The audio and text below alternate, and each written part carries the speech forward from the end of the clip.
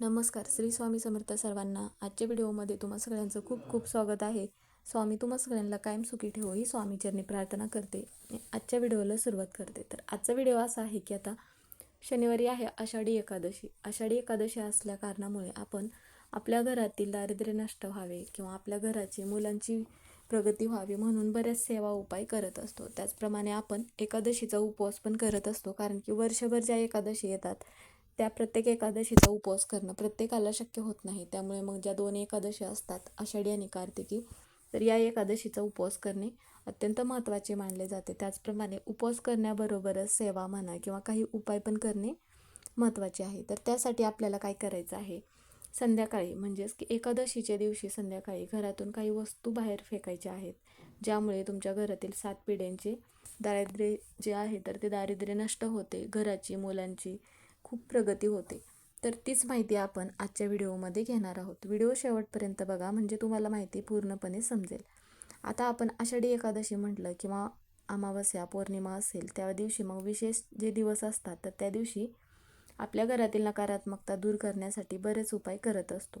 त्यासाठी आपल्याला काय करायचं आहे, घरातील लहान मुलं असो किंवा मोठी मुलं असो, प्रत्येकांसाठी तुम्ही हा उपाय करू शकता.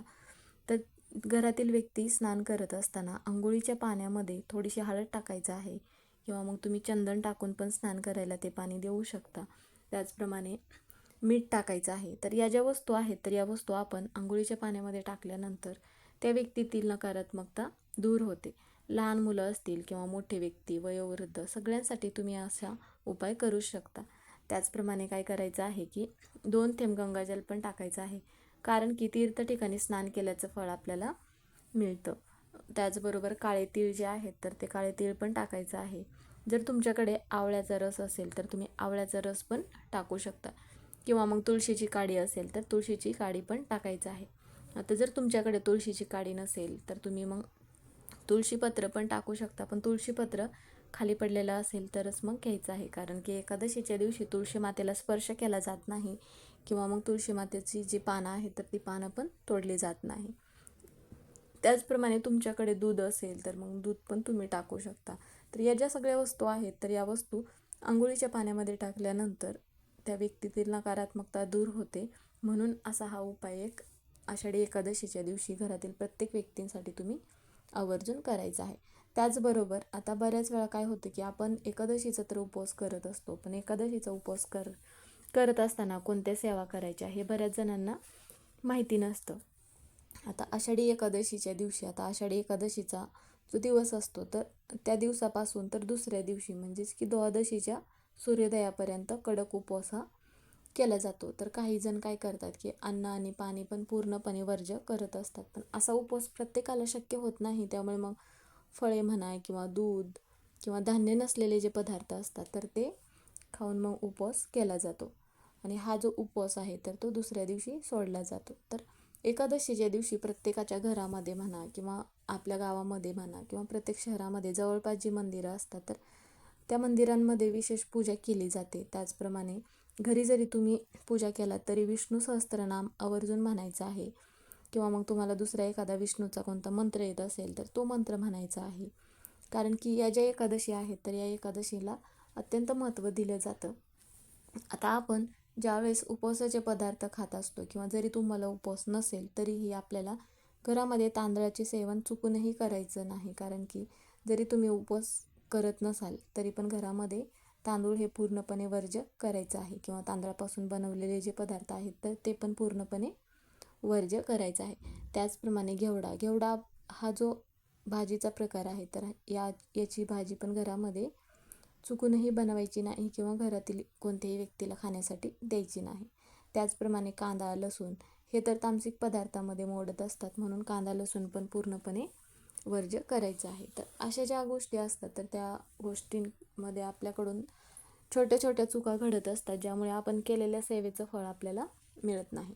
तर तुमच्याकडे जर आता तुळशीपत्र असेल, आता असे म्हटले जाते की तुळशीच्या पानाची जी माळ आहे तर भगवान विष्णूंना म्हणा किंवा विठ्ठलांना अर्पण केल्यानंतर ती जी माळ आहे तर ती माळ दुसऱ्या दिवशी आपल्याला काय करायचं आहे, तिथून उचलायची आहे, आणि आपल्या घराचा जो मुख्य दरवाजा आहे तर मुख्य दरवाजाच्या तिथे आपल्याला ही माळ लटकवायचं आहे, ज्यामुळे काय होईल की आपल्या घरातील जे दारिद्र्य आहे तर ते दारिद्र्य नष्ट होईल.